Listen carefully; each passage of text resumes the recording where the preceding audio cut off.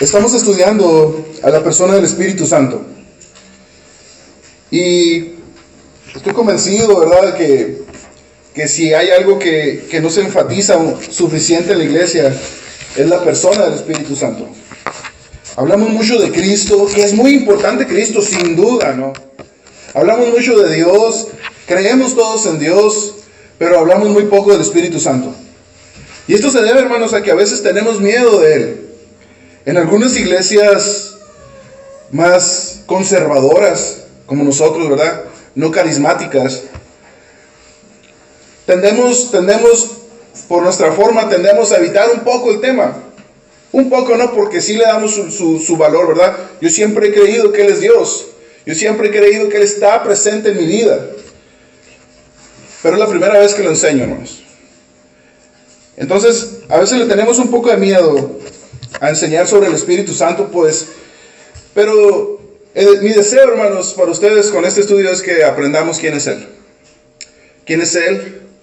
¿Y qué hace Él? Porque recuerden que creemos en un Dios trino, que existen tres personas diferentes. Y voy a hacer énfasis esto en cada sermón que diga, hermanos, porque yo no quiero que ustedes crean que al decir Gilberto que el Espíritu Santo es Dios, entonces estemos creyendo en otro Dios. No estamos predicando a tres dioses, porque creemos en Dios Padre, en Dios Hijo y Dios Espíritu Santo. Pero no son tres dioses separados, son un solo Dios que existen en tres personas. Esto lo he dicho, es la tercera vez que lo repito, hermanos, y no me voy a cansar de decirlo porque quiero que a usted le quede bien claro que no son tres dioses, es un solo Dios. Idénticos, un solo Dios en tres personas, y esas tres personas son idénticas en naturaleza. Idénticas en naturaleza, distintas en persona. Lo hemos explicado bastante. Hemos dicho suficiente que el Espíritu Santo no fue el que murió en la cruz. ¿Quién murió en la cruz? Les pregunto. Cristo, Jesucristo murió en la cruz. No fue el Espíritu Santo. Pero el día de Pentecostés, en Hechos capítulo 2, ¿quién fue derramado sobre la iglesia? ¿Jesucristo, Dios Padre, o el Espíritu Santo? Dice la Biblia que el Espíritu Santo llenó la vida de los primeros cristianos. Fue derramado sobre la iglesia. Y desde ese día al día de hoy sigue presente en la iglesia cristiana. Sigue presente obrando y actuando en sus vidas, hermanos. Concuerdo con la reflexión de un hermano que dijo que es el Espíritu Santo el que está haciendo efectivo los méritos de Cristo en la cruz en su vida, puliéndola, haciéndola cada vez más como la de Cristo. Y Él tiene trabajo, hermanos. El Espíritu Santo tiene ciertos trabajos, ciertas acciones que Él realiza en la vida de la iglesia. No solamente es, sí, está ahí, pero no, Él es activo. Decíamos en el pasado, en las lecciones pasadas, que hay ciertos ataques a la persona del Espíritu Santo diciendo que solamente es una fuerza. Los dedos de Dios, dicen ellos. Pero la Biblia no lo presenta como fuerza, como la electricidad, hermanos. La electricidad es una fuerza. La electricidad mueve motores. Mueve motores, ¿no? Es una fuerza, pero el Espíritu Santo no es una fuerza. Decíamos también, hermanos, que algunos piensan que el Espíritu Santo es el nombre de Jesucristo en la actualidad. Pero esto no es así. La Biblia no lo presenta como el nombre de Jesucristo. Algunos dicen que Cristo en el Antiguo Testamento se llamó Jehová, que en el Nuevo Testamento se llamó Jesús, y en la era de la iglesia, que es la era en la que estamos nosotros, se llama Espíritu Santo. Pero esto es algo que está erróneo también. La Biblia no presenta a Jesús con nombres intercambiables. Presenta al Padre, al Hijo y al Espíritu Santo en distintos versículos, juntos, como si fueran son uno, pero los presenta en el mismo nivel. Esto no sería necesario si el nombre de Jesús se tuviera que cambiar a Espíritu Santo en el tiempo de la iglesia. Entonces, hermanos, hay muchas desviaciones respecto al tema. Hay muchas desviaciones y Mi objetivo es que aprendamos, ¿verdad? Yo quiero aprender, quiero aprender sobre el tema. Quiero dejar mi ignorancia del tema y aprender. No digo que con no sé si van a ser 10 sermones, no sé hasta ahorita cuántos, al menos unos 9, sí. No sé cuánto, no digo que con esto vamos a aprender todo, ¿verdad? Pero yo creo que vamos a salir de nuestra ignorancia, ¿verdad? De lo que no sepamos. Entonces, la semana pasada estuvimos hablando sobre las obras del Espíritu Santo. Si usted tiene ahí su boletín de la semana pasada, puede sacarlo e irlo repasando conmigo. Y vimos que el Espíritu Santo, hicimos énfasis en 6 obras que el Espíritu Santo hace en la vida del creyente y en la vida de la iglesia, incluso en ocasiones en la vida de los incrédulos. Hicimos énfasis en 6 de estas obras, pero esto no quiere decir que solamente hace 6 cosas. Significa que nosotros nada más enfatizamos 6. Dijimos en primer lugar que el Espíritu Santo convence de pecado. El día de hoy vamos a desarrollar este tema. Después, en segundo lugar, hablamos de la paraclesis del Espíritu Santo. Esto es, el Espíritu Santo estando al lado de nosotros para darnos soporte, para ayudarnos. Eso es lo que significa paraclesis, paracletos. La Biblia presenta, Jesucristo dice, yo les enviaré a otro paracletos. Lo leímos ahorita en la lectura inicial. Y dentro del trabajo paraclético del Espíritu Santo hablamos que Él es consolador, ayuda en nuestras aflicciones, trae consuelo y ánimo a nuestras vidas. Y en el punto B dijimos que es el intercesor. Él está intercediendo delante de Dios por nosotros, traduciendo, y decíamos, ¿se acuerdan de una forma nuestras oraciones? Porque aún en nuestras oraciones, dice la Biblia, dice el apóstol Pablo, no sabemos orar. Y el Espíritu Santo está llevando nuestras oraciones delante de Dios del modo correcto. En tercer lugar, hablamos de la iluminación del Espíritu Santo. Y la iluminación del Espíritu Santo es aquella capacidad, recuerden, de aprender y aplicar las Escrituras a nuestra vida. La capacidad de interpretarlas.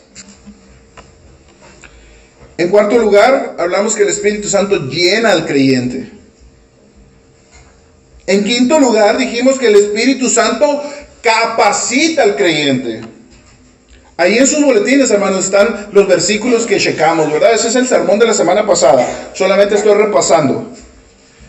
Y en último lugar, dijimos que el Espíritu Santo es la garantía para el creyente. Dice la Biblia en Efesios capítulo 1 que el Espíritu Santo fue dado como garantía. ¿De qué? De que Dios va a cumplir lo que Él prometió. Si Él prometió que un día vas a estar en gloria por haber creído en Cristo, créame, vas a estar. ¿Por qué? No me crea a mí. Porque el Espíritu Santo fue dado como ¿qué? Como garantía. ¿Alguna vez han pedido un préstamo, hermanos? ¿No les piden un aval? ¿Qué es un aval? Es aquel que se compromete a pagar si usted no paga. Bueno, de cierta manera el Espíritu Santo fue dado como aval. ¿De qué? De que Dios va a cumplir. Muy bien, esta mañana, hermanos, consideraremos el primer punto. Cada uno de esos 6 puntos van a ser un sermón, hermanos. Cada uno de esos 6 puntos que están ahí, del sermón de la semana pasada, los voy a convertir en un sermón cada uno para explicarlos, extenderlos. Y esta mañana vamos a considerar el primer punto. El Espíritu Santo convence de pecado. Ese va a ser nuestro tema central. Vamos a abrir nuestras Biblias en Juan capítulo 16, versículo 8.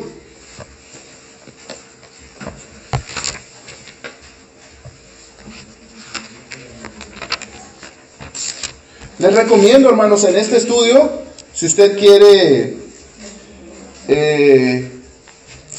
conocer un poco más, vaya leyendo el libro de Hechos de los Apóstoles. Que realmente estaba escuchando a un predicador que dice que el libro de Hechos no debería llamarse Hechos de los Apóstoles, él dice que debería llamarse Hechos del Espíritu Santo. Él le pondría ese nombre, dice. Porque en él podemos ver al Espíritu Santo en acción en la iglesia primitiva. Dice versículo 8, 16:8, San Juan 16:8, dice: y cuando él venga, convencerá al mundo de pecado, de justicia y de juicio. Y cuando él venga, son palabras del Señor Jesucristo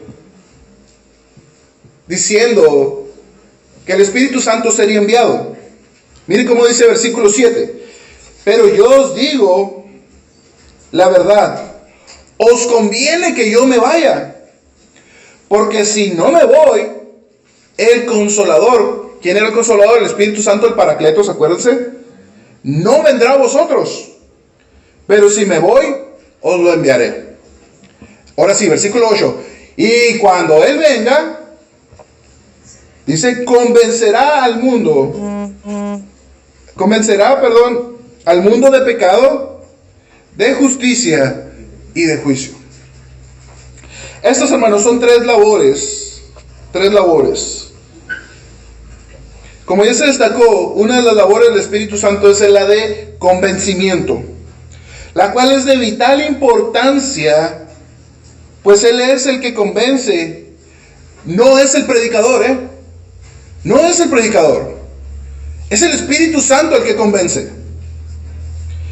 Fue su labor de convencimiento la que, si ahorita tú eres creyente, te trajo a sus pies a disfrutar de la dulce comunión con Dios. No fue el predicador. Quizá el predicador que escuchaste el día que te convertiste, o no sé cómo haya sido tu proceso de conversión, quizá fue muy elocuente, muy emotivo el asunto, pero no era el predicador, no era la música, era el Espíritu Santo tocando a tu puerta, diciéndote, esta es la verdad, cree. Esa es la labor de convencimiento. No es el predicador, no es la iglesia, es el Espíritu Santo. Es el Espíritu Santo. Entonces, hermanos, según Juan 16:8, son tres las obras de convencimiento del Espíritu Santo. La primera dice de pecado, de justicia y de juicio. Algo muy particular de este pasaje, hermanos, que es muy común en la Biblia, es que se nos dice una frase y más adelante se explica esa frase. No hay necesidad de inventar qué significa pecado, justicia y juicio. Porque si usted lee el versículo 9 en adelante, empieza el apóstol Juan a explicarnos lo que Jesús dijo. De pecado, porque no creyeron. De justicia, porque voy al Padre. De juicio, porque el Dios de este siglo, dice, ha sido juzgado. Eso es algo muy particular. Pero antes de que entremos en este tema, hermanos, quiero que entendamos el título del tema 3. El título es: el Espíritu Santo convence de pecado. Pero para entender qué significa convence de pecado, primeramente quiero mostrarles lo que no significa. Convence de pecado, en primer lugar, ahí en su bosquejo, lo que no es convencer de pecado o convencer de pecado. En primer lugar, veamos lo que convencer de pecado no significa.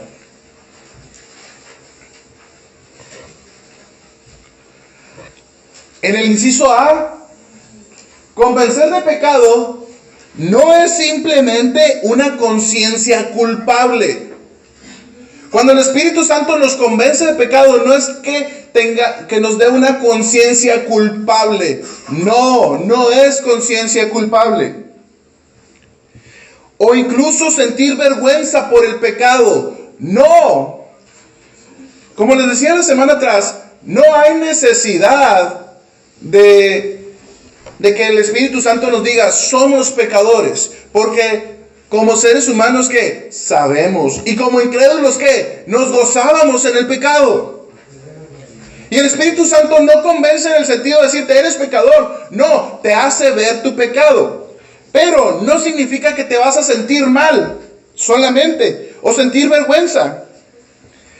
Ahora, tales sentimientos sí se experimentan naturalmente por casi todo el mundo, hermanos. Pero esto no es la verdadera convicción de pecado, o sea, sentir culpa. En segundo lugar, Convicción de pecado no es un sentimiento de temor. No quiere decir que usted le tiene que dar miedo. O un pensamiento de castigo divino. Algunos dicen, yo, y esto es válido, no quiero ir al infierno. Porque yo les pregunto, ¿quién quiere ir al infierno? Nadie, ¿verdad?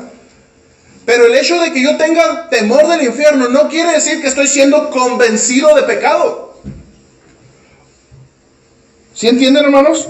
Convicción de pecado no es un sentimiento de temor o un pensamiento de que, Dios me va a castigar. No, no es eso.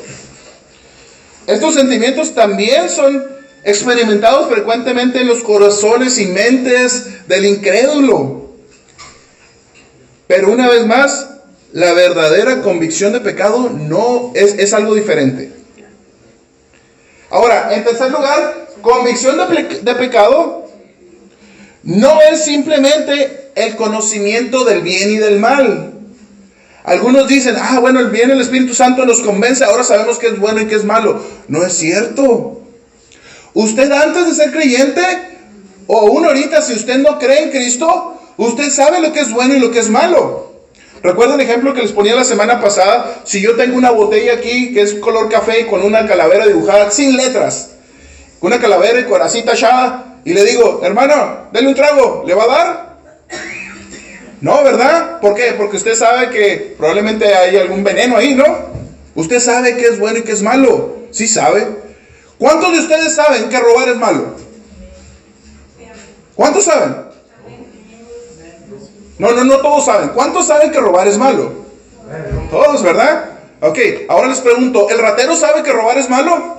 Sí.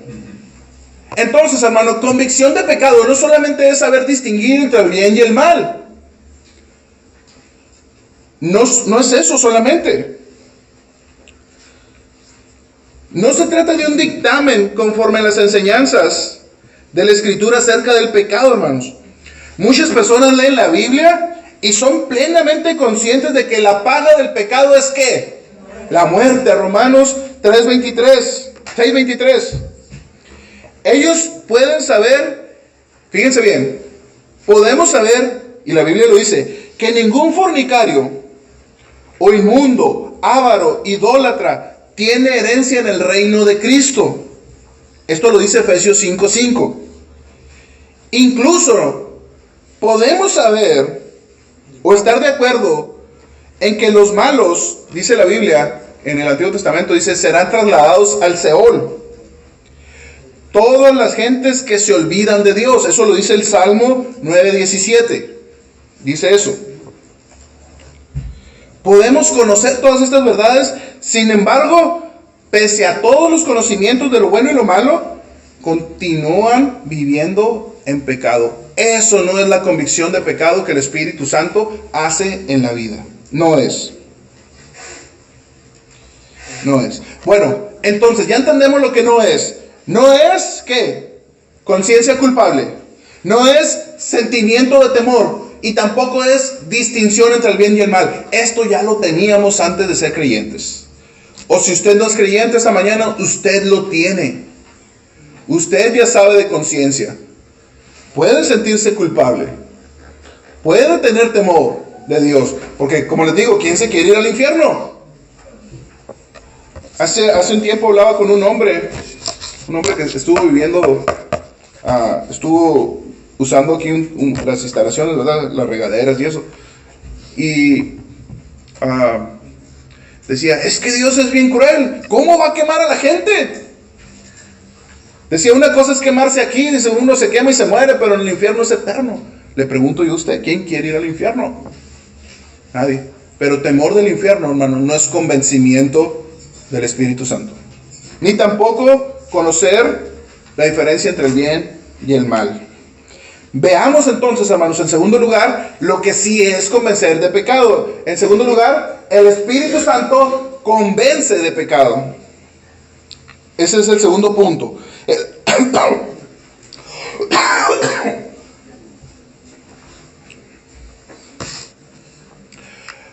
La palabra convicción, hermanos, o la palabra convencer de pecado, tiene un significado muy específico. Ahorita lo vamos a ver. Vayamos o regresemos, no sé si todavía tengo su Biblia abierta, en Juan capítulo 16, versículo 8. Bueno, más bien versículo 9. Quiero que notemos este versículo para empezar a desarrollar este punto. Dice versículo 9, de pecado porque no creen en mí. Dice versículo 9. En este versículo se está extendiendo la información cuando Jesús dice, convencerá al mundo de pecado. ¿Qué se dice? De pecado, el Espíritu Santo convence al mundo de pecado porque no creen en mí. Recordemos, hermanos, que la palabra convencer de pecado significa exponer el pecado. La Biblia de las Américas, esta Biblia que usamos aquí en las notas de estudio, sugiere que la traducción para la palabra convencer podría ser culpar de pecado. Se dan cuenta que no es hacernos conscientes del pecado, sino es exponernos, aunque culparnos.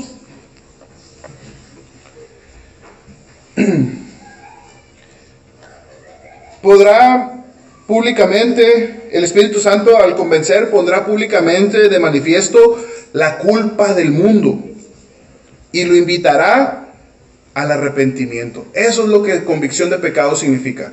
No es solamente una conciencia culpable, sino es que mover a cambiar la conciencia, hermanos, al arrepentimiento.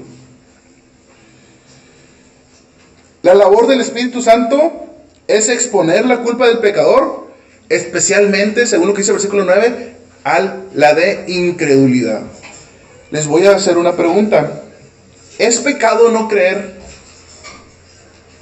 ¿Es pecado no creer? Sí, sí es pecado. Y es algo bien interesante, hermanos, porque podríamos decir que si hay un pecado imperdonable, pues sería no creer. Porque al momento de pedir perdón estás creyendo, ¿no? Hay unas cuestiones filosóficas ahí detrás, ¿no? Pero el Espíritu Santo, hermanos, viene a este mundo para dar testimonio de Cristo y convencerlos de creer. En una ocasión, hace algunos años, yo platicaba con un joven que iba y venía a la iglesia y de repente muy consagrado, de repente muy mundano. Y yo le decía, bueno, ¿hasta cuándo vas a creer? Mira, le dije, si yo supiera que con darte una cintariza, tú creerías, ya te hubiera dado varias, le dije. Pero no es así. Tienes que dejar al Espíritu Santo que obre en tu vida, hermanos. El Espíritu Santo va a ayudarnos, va a guiarnos a la verdad y a la fe en Cristo. Esto como incrédulos, hermanos, fue lo que pasó. Nos llevó a la convicción de que éramos unos incrédulos y necesitábamos de Cristo. En Juan 15:22 dice, Evangelio de Juan 15:22 dice, si yo no hubiera venido y no les hubiera hablado, no tendrían pecado. Quiero que noten eso. Si Cristo no hubiera venido al mundo y no hubiera predicado su evangelio, no habría de qué culparnos de incredulidad. Pero Cristo vino. Está muy claro, hermanos. El camino al cielo es por medio de Cristo. La fe en Jesucristo, en su muerte vicaria. Y no creer es un pecado. Y el Espíritu Santo está convenciendo al mundo a través de la predicación del evangelio, a través de su testimonio como creyente. Está convenciéndolos ¿de qué? De su incredulidad. Aún haber escuchado el mensaje de Jesús y no atenderlo nos culpa. ¿Cuánta gente no ha pasado por las sillas de la iglesia? Llámese Nuevo Nacimiento, llámese la iglesia que sea, y no atiende ante el llamado de Cristo. Son culpables. No hay excusa, dice el apóstol Pablo.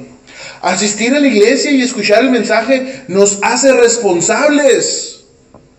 Aún más, involucrarse en actividades de la iglesia pero resistir al llamado del Espíritu Santo nos hace ¿qué? Culpables.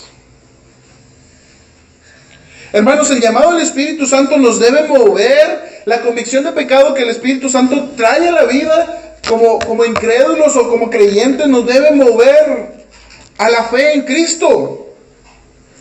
Hay un ejemplo en la Escritura, hermanos, de personas que eran completamente incrédulos. Y veamos cuál fue su reacción. Abra su Biblia en Hechos capítulo 2, por favor. Hechos 2. Esto nos ilustra muy bien este punto, hermanos. Hechos 2, 37 al 42. Ahora quiero que noten, no sé si su Biblia tiene subtítulos. Mi Biblia sí tiene subtítulos. Esos subtítulos no son originales, no están en los, pero lo pusieron ahí para dividir, ¿no? En mi Biblia dice los efectos del sermón de Pedro. En el contexto está Pedro predicando y les dice: varones israelitas, ustedes que descienden, ¿no? Y les empieza a dar un sermón, empieza a predicarles muy estructurado. Y luego después dice: a este Jesús, les empieza a decir por ahí de eso del versículo 17, 15, por ahí más o menos. Empieza a decirles: a este Jesús.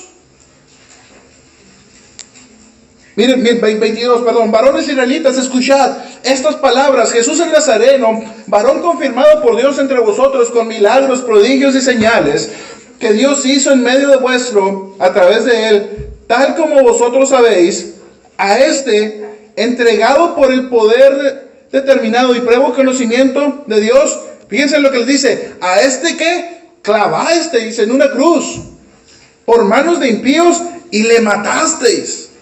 Empezó a predicar Pedro con todo el poder del Espíritu Santo. Y les empezó a decir: este Jesús descendiente de David. El caso es que en versículos 37 en adelante están los resultados del sermón. Vamos a leerlos. Le aconsejo que lea todo el sermón. Está muy, muy interesante la forma que Pedro predicó. Fue el primer sermón. Al oír esto, escuche, al oír esto, compungidos de corazón. Ahorita le voy a decir qué significa esa palabra, compungidos. Dijeron a Pedro y a los demás hermanos: ¿qué haremos? Después de haber escuchado el impactante sermón de Pedro, dijeron ellos, compungidos de corazón, dijeron: ¿qué haremos? Escuche esto. ¿Qué les dijo Pedro? Arrepentidos y sed bautizados, cada uno de vosotros, en el nombre de Cristo, para perdón de vuestros pecados, y recibiréis el don del Espíritu Santo. ¿Qué fue lo que pasó? El Espíritu Santo tocó la vida de estas personas. Dice que escucharon el mensaje y fueron compungidos. Esta palabra compungidos, la Biblia de las Américas sugiere que la traducción podría ser heridos de conciencia.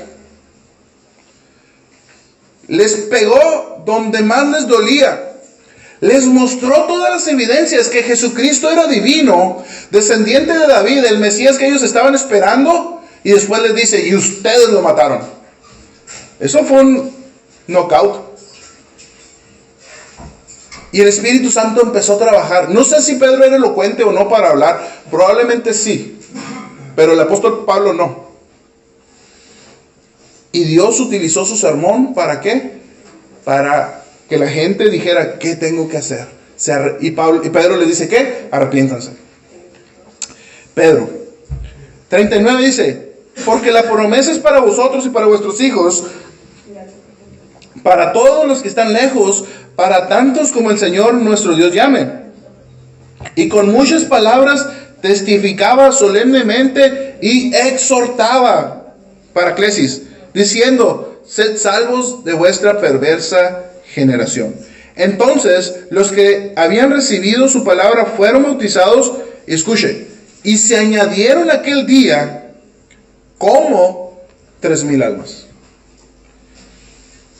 Probablemente los empezaron a contar y perdieron la cuenta en 3,000. Porque dice como 3,000. O quizá fueron poquitos menos, ¿no? Yo me pongo a pensar, ¿no? Dice que fueron bautizados. ¿Cuánta agua necesitas para bautizar a 3,000 personas? Qué interesantes resultados, hermanos. Pero no fue Pedro, hermanos. Fue el Espíritu Santo tocando la vida de estas personas, que compungió el corazón de ellos. No eran creyentes, pero sí se convertirían en ¿qué? En los primeros miembros de la iglesia primitiva. Este, hermanos, es un claro ejemplo de la labor de convencimiento. Fue predicada la palabra, el Espíritu Santo ¿qué? Convenció al incrédulo. ¿Qué tenemos que hacer nosotros para que los incrédulos se convenzan? Predíqueles la palabra. Y después, vívales la palabra. No solamente es predicar, es vivir. Y el Espíritu Santo va a convencerlos a través de su testimonio vivido. Quizá la gente se va a cerrar. Ay, ¿cómo le dicen, hermana? Ya va a empezar. ¿No le dicen así, hermana Elenita? ¿No? Sí le dicen, ¿no? De repente, ya va a empezar con su Dios. ¿Usted ya les predicó? Bueno, ¿no quisieron a la primera? Vívales. Deje que el Espíritu Santo les trabaje. Y si el Espíritu Santo, hermana, puede. Bueno, perdón, el Espíritu Santo puede. Eso es lo que tenía que haber dicho. Él puede. No es mi labor. A veces en mi labor solamente es predicarles una vez, 2 veces, 3, las que sean posibles, y después vivirles el resto. Ese es mi labor, ¿no? Pero Él lo hace. Lo hizo con israelitas. El israelita, si usted lee el Antiguo Testamento, Dios mismo, Dios Padre testifica que el israelita era un hombre, una persona de dura cerviz. ¿Qué quiere decir? Es un orgulloso que no doblaba la cabeza. Viendo, hermanos, fíjense, viendo la columna de fuego, la nube que los cubría en el día, el maná que ellos recogían del piso para alimentarse cada día. Dios les proveyó. Un día dijeron, ya no queremos maná. Y es bien enfático en Éxodo, porque dice que ya no querían maná, y Dios les mandó un montón de codornices, al punto, nomás, o sea, es una exageración, ¿no? Una hipérbole. Al punto, dice la Biblia, que les mandó tantas que dice que les salía la carne por las narices, ¿no? O sea, es una forma de exagerar para decir que había abundancia de carne. Veían milagro tras milagro y eran bien duros de corazón. Pedro predicó y como 3,000 israelitas se convirtieron en el primer sermón. Wow, ¿no? No es Pedro, no es el predicador, ¿es quién? El Espíritu Santo obrándonos, convenciendo. Bueno, hermanos, esto es lo que hace el Espíritu Santo en su labor de convencer al incrédulo. En un momento, si usted es creyente ahorita, el Espíritu Santo te convenció. Pero también, hermanos, el Espíritu Santo, veamos en tercer lugar, el Espíritu Santo redarguye al creyente. No solamente convence de pecado al cristiano, al incrédulo, sino que también al creyente lo está redarguyendo. Ahora, la palabra redarguir y convencer en la Biblia es la misma palabra.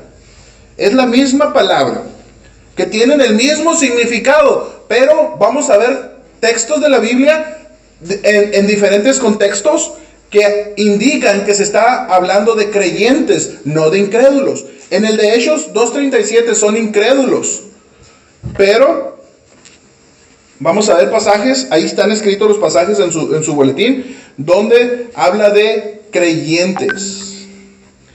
Hermanos, la Escritura es consistente en mostrarnos cómo el Espíritu Santo pone un pesar en la vida del creyente que ha pecado. Porque todos aquí pecamos, ¿verdad? No es un orgullo, ¿verdad? Pero es una verdad. De hecho, en 1 de Juan 1:18 dice, si decimos que no tenemos pecado, nos engañamos a nosotros mismos y la verdad no está en nosotros. ¿Hay pecado en la vida del creyente? Sí, la misma Biblia lo confirma. Que no hay, que hay pecado. Después en el versículo 19, 1 Juan 1:19, y si alguno hubiera pecado, abogado tenemos para con el Padre, a Jesucristo el justo. Entonces, ¿hay pecado en la vida del creyente? Sí. De acuerdo con estas palabras, nadie puede decir que no peca, que no ha pecado, sea creyente o sea inconverso. El único humano que ha sido perfecto, sin pecado, es Cristo. Hebreos 4:15 dice: porque no tenemos un sumo sacerdote que no pueda complacerse de nuestras flaquezas, sino que ha sido tentado en todo como nosotros, pero sin pecado. Hebreos 4:15 dice eso. En 1 Juan 3:15 también dice: y vosotros sabéis que Él se manifestó a fin de quitar los pecados, y en Él no hay pecado. Cristo fue el único que no pecó. Pero para el resto de los humanos creyentes en Él, la huella es esta: hay pecado. Ya que el pecado es presente en todos los seres humanos y puede llegar a ser tan natural, escuche esto, que no nos damos cuenta. El pecado en la vida del creyente puede ser tan natural que no nos damos cuenta. Eso se llama insensibilidad o conciencia cauterizada, según la Biblia. Les voy a dar un ejemplo de esto. Puede que nosotros nos estemos riendo de cosas que son sucias y no nos damos cuenta, porque es muy natural.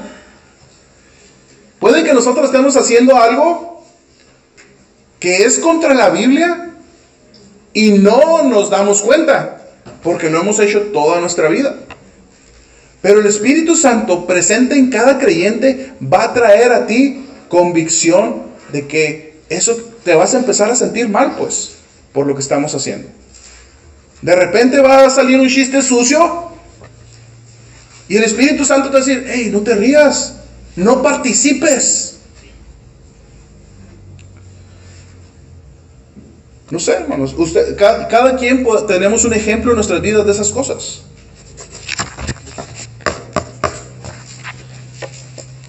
Pero es algo común. Y el Espíritu Santo va a traer que va a redarguir nuestro corazón, nos va a exponer el pecado y que nos va a guiar a un arrepentimiento verdadero. Arrepentimiento, entendámoslo en este sentido, abandono del pecado. Mire lo que dice en Romanos 8:14, dice: porque todos los que son guiados por el Espíritu de Dios, los tales son hijos de Dios. Entonces, si nosotros tenemos pecado en nuestra vida del cual no nos hemos dado cuenta que es pecado y debemos abandonarlo, el Espíritu Santo nos va a guiar. ¿Por qué? Porque eso es lo que Él hace a los hijos de Dios. Va a abandonar el pecado porque Él le va a guiar como hijo de Dios. Un ejemplo, hermanos, de esto lo encontramos en el Salmo 32, 1 al 5. Salmo 32, 1 al 5.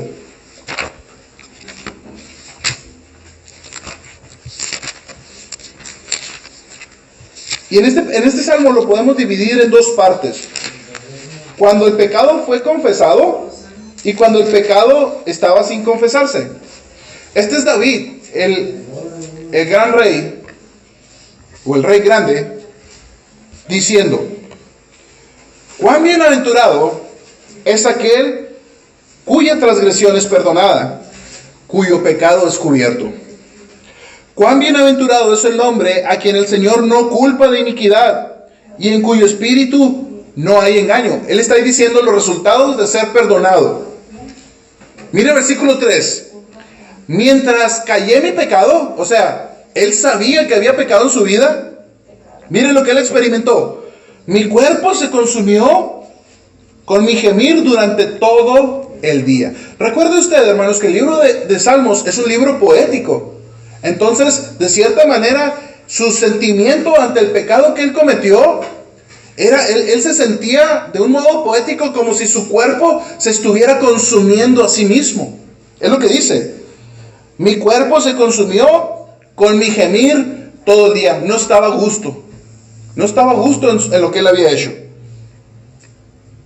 4. Miren lo que dice. Porque día y noche tu mano pesaba sobre mí, y mi vitalidad se desvanecía con el calor del verano. Qué intensos sentimientos del salmista ante el pecado. Pero hermanos, a veces nosotros pensamos en el pecado, y a veces hasta nos podemos reír. Y el salmista, ¿qué sentía?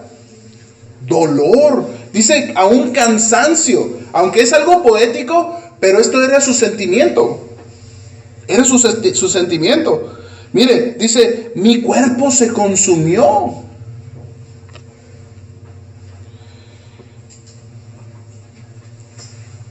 Era tal el pesar del salmista por su pecado al no confesarlo, que parecía como si su cuerpo estuviera autodestruyéndose y consumiendo su propia fuerza. Pero fue totalmente diferente cuando confesó el pecado. Miren lo que dice 5. Te manifesté mi pecado y no encubrí mi culpa. Dije, confesaré mis transgresiones al Señor, y tú perdonaste la culpa de mi pecado. El Espíritu Santo lo movió a ¿qué? Confesar su pecado. Y dice que Dios lo perdonó. Ahora, aquí David empezó al revés. Primero dijo los resultados de confesar, y luego después dijo qué era lo que se sentía sin confesar. Pero ¿cuál fue el resultado? Versículo 1 y 2. Bienaventurado. La palabra bienaventurado significa feliz. Feliz el que no ha sido culpado de pecado. Dice, y cuya transgresión ha sido perdonada. Él se sentía así, hermanos. El Espíritu Santo va a poner un pesar en su vida por causa del pecado que estamos cometiendo. A veces son abiertamente. A veces, a mí me pasa, de repente me hacen enojar, me dicen algo y pienso en mi mente, pero de inmediato, algo, Gilberto, la regaste, no debiste pensar eso, aunque no lo digas. Les va a pasar, hermanos. Es el Espíritu Santo que trayendo convicción a tu vida, redarguyéndote del pecado que estás haciendo, porque ustedes van a saber cuando esté bien y cuando está mal. A veces hay cosas de nuestra cultura que no nos hemos dado cuenta. No sé si alguno de ustedes celebra el Día de Muertos todavía. Es algo cultural, pero el cristiano no celebra el Día de Muertos, Ahora, que en la escuela sus hijos los forcen a hacerlo, pues bueno. Pero usted no ponga su altarcito en su casa y le ponga comidita a su muerto. Eso ya es diferente, ¿no? En la escuela es una locura, ¿no? Porque dice que la educación debe ser libre de religión. Pero el Día de Muertos sí lo meten, ¿no? Si yo quiero predicar en la escuela, me meten problemas. Pero el Día de Muertos sí lo meten. Son cosas culturales, pero el Espíritu Santo les va a ir dando convicción de que yo no debo hacer. Nos va a ir convenciendo. Ahora, esto, hermanos, lo podemos ver también en la vida del apóstol Pablo, quien era una persona muy consciente del pecado, hermanos. Mire, vamos a ir rápidamente a Romanos capítulo 7. Mire Pablo cómo pensaba de su forma de vivir. Y créanme, si alguien era consagrado era Pablo. Y miren la conciencia que él tenía del pecado. A veces, hermanos, yo creo que nuestra cultura toma el pecado muy a la ligera, 7, 14 al 25. Mire, se lo voy a leer. Porque sabemos que la ley es espiritual, pero ahí son palabras de Pablo hablando de sí mismo. Pero yo soy carnal, vendido a la esclavitud del pecado. Y es Pablo el apóstol, el apóstol a los gentiles. Porque lo que yo hago, no lo entiendo. Porque no practico lo que quiero hacer, sino lo que aborrezco. ¿Eso qué? Eso hago. Y si lo que no quiero hacer, eso hago, estoy de acuerdo con la ley, reconociendo que es buena. Así que ya no soy yo el que lo hace, sino que es el pecado que habita en mí. Hermanos, no piensen que Pablo era como dice Ángel, un carnudote. No. Él era una persona muy consagrada. Pero él tenía esta conciencia del pecado en su vida, al punto de decir que ya no soy yo, sino es el pecado el que lo hace en mí. Pero ¿cómo es que en Gálatas 2:20 dice, porque ya no vivo yo, sino que Cristo vive en mí? Él tenía conciencia de su pecado, hermanos, de lo terrible que era pecar delante de Dios. Así que ya no soy yo el que lo hace, sino el pecado que habita en mí. Porque yo sé que en mí, es decir, en mi carne, hablando de su cuerpo, en mi carne no habita nada bueno, porque el querer está presente en mí, pero hacer el bien, no. Y Pablo no era un malhechor, hermanos. Y dice él que no habitaba en sí mismo hacer el bien. Pues no hago el bien que deseo, sino el mal que no quiero, eso practico. Esto está hablando de lo radical del pecado en la vida, hermanos. Quizá Pablo... Yo no creo que Pablo, por lo que la Biblia y la historia dice, que Pablo hubiera sido un maleante, ya como cristiano, ¿no? Antes de ser cristiano sí era bien malvado. Pero cuando Cristo lo convirtió, y estas palabras fueron casi al final de su vida, y se está poniendo como el peor de los peores.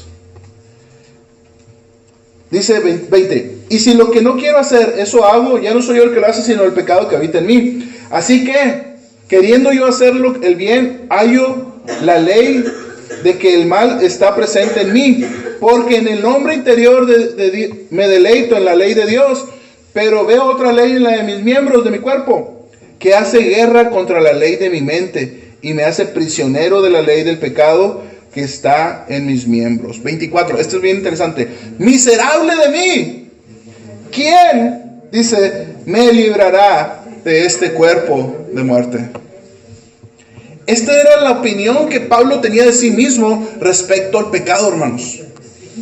Era consciente, así de grave, hermanos. Así como el salmista decía, pequé y mi cuerpo se consumió. Pablo dice, miserable de mí, porque es algo serio. Es algo serio, hermanos, el pecado en la vida del creyente. No es un juego. Yo creo, hermanos, fíjense bien. Yo creo, y hace poco, yo creo en la salvación incondicional. Yo no creo en la pérdida de salvación. Yo no creo en eso. Pero sí creo que como cristianos debemos mostrar con el abandono del pecado que Cristo nos ha salvado. Es lo que la Biblia enseña. Entonces, hermanos, Pablo tenía una super conciencia respecto al pecado en su vida. Esto, hermanos, nos lleva a un cuarto punto, y es el último. Cuando el Espíritu Santo redarguye al creyente del pecado, a la misma vez el Espíritu Santo está promoviendo la santidad en su vida y en mi vida. Él está promoviendo la santidad.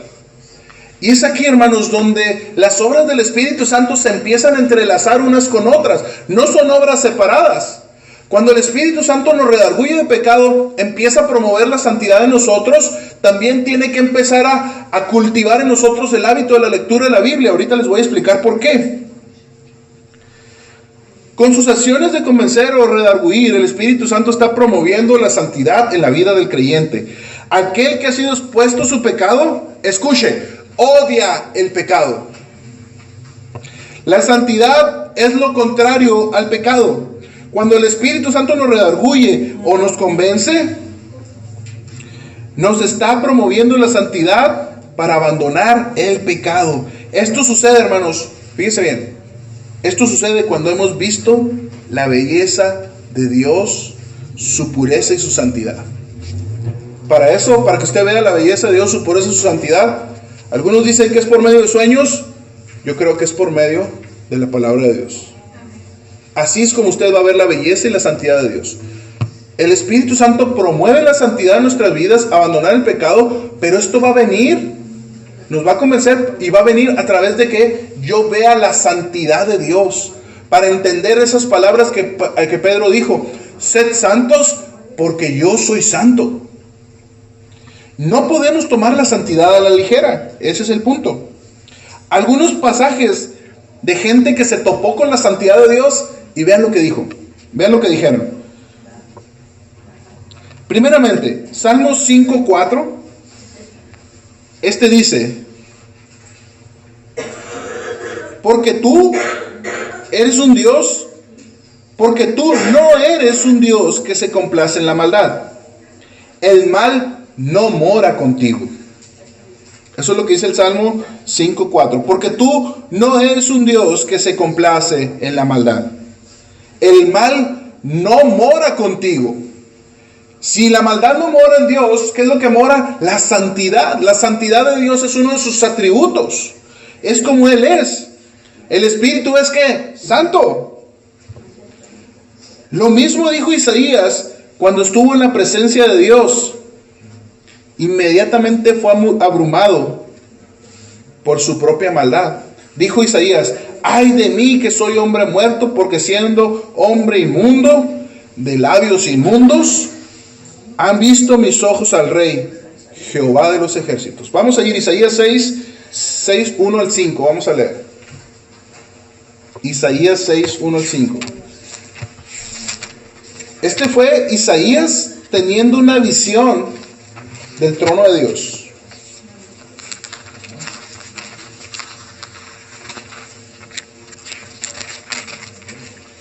Dice versículo 1: en el año de la muerte del rey Usías, escuche lo que dice, vi yo al Señor sentado sobre un trono alto y sublime, y la orla de su manto llenaba el templo. Por encima de él había serafines, cada uno tenía 6 alas, con 2 cubrían su rostro, con 2 cubrían sus pies, y con 2 volaban.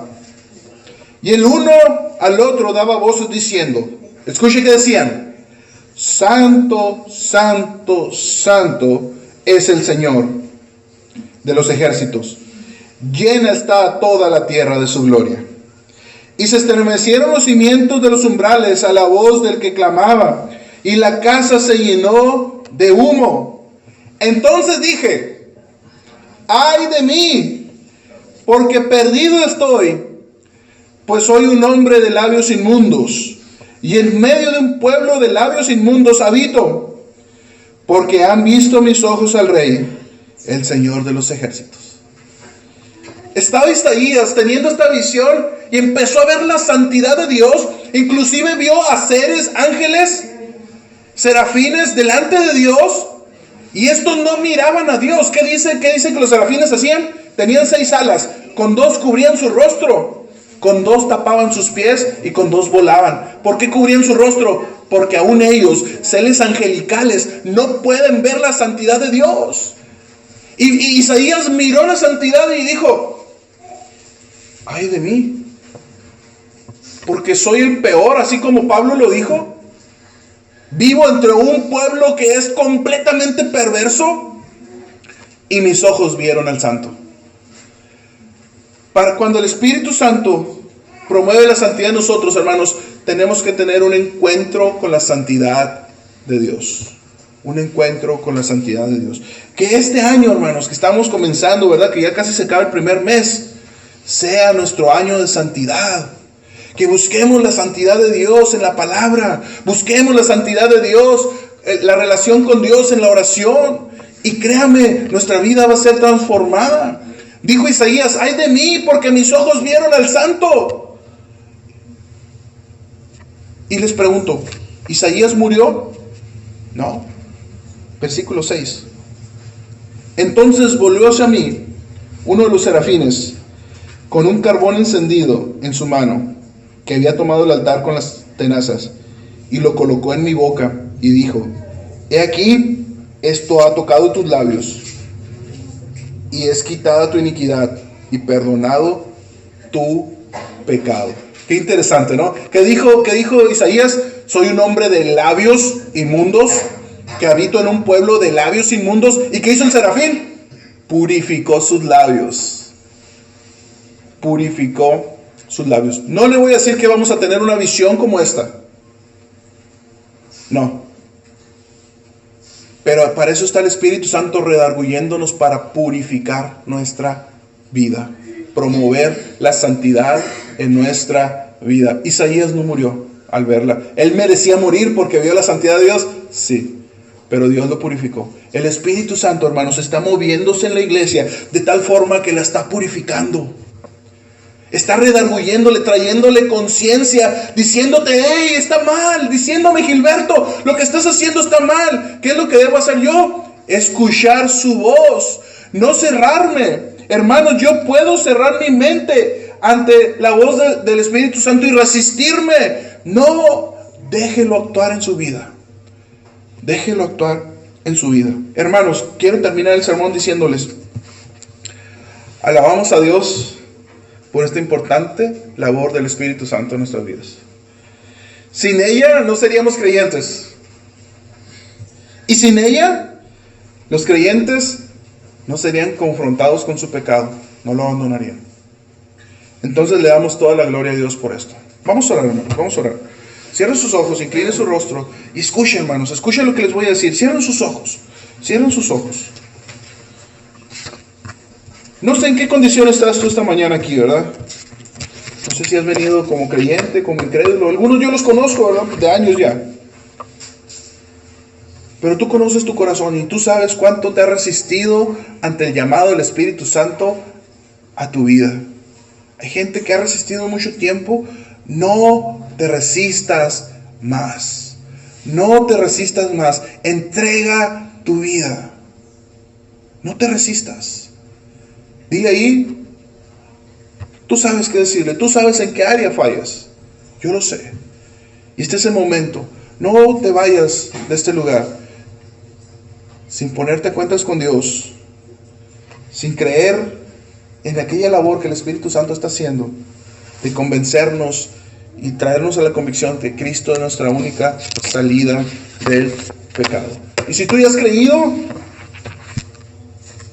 relaciónate más con Dios. Crece en la santidad. Crece en la santidad de Dios.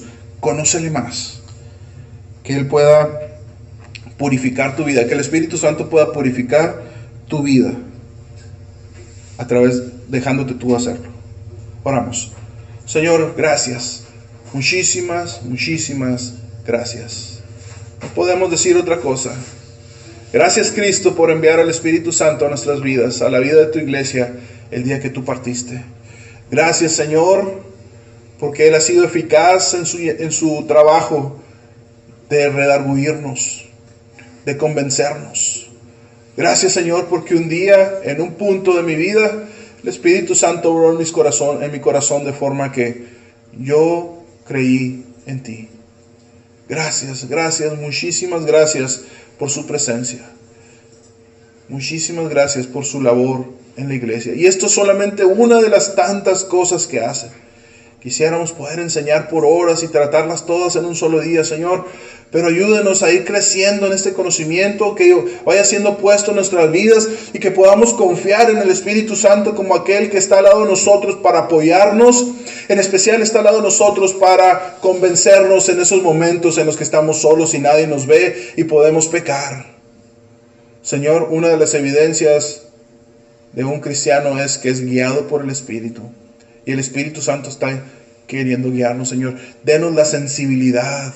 ¿Podemos resistirnos a Él? Sí podemos, Señor, pero yo entiendo hoy que no debo hacerlo. No debo hacerlo. Denos la fuerza, Señor, denos la labor, denos el coraje, denos el valor para fajarnos y ponernos delante de usted como hombres santos, Señor. Ayúdenos, Señor, a encontrar su santidad a través de la Biblia, a apasionarnos por usted a través de la Biblia. Y, Señor, que cada vez nuestra vida sea purificada del pecado. Ayúdenos, pues, y gracias, muchísimas gracias. En el nombre de Cristo le pedimos y agradecemos esta semana y le pedimos que abra nuestros ojos y se mueva en nosotros. En el nombre de Cristo. Amén. Hermanos, Dios les bendiga. Estamos despedidos.